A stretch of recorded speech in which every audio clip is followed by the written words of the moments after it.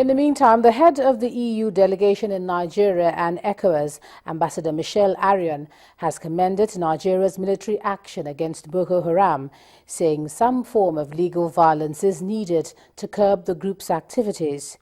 During an interview with our Foreign Affairs correspondent Amarachi Ubani, Ambassador Arrion says discussions with the group will help determine its demands.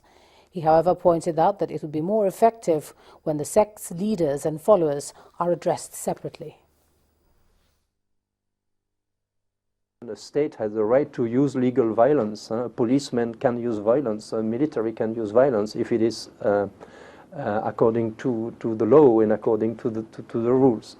So we need some kind of military response, and that's the responsibility of the army to perform this response and other security forces. That's point number one. But in parallel, you need to address the root causes of this insurgency.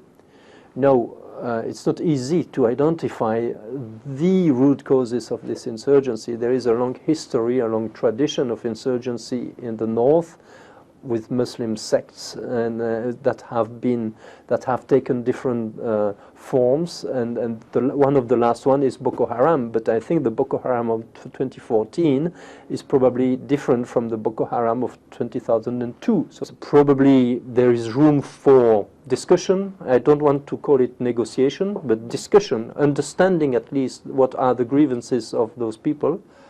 Also making the difference between the core leadership of Boko Haram with all those guys who are just in Boko work, fighting with Boko Haram because they have nothing else to do.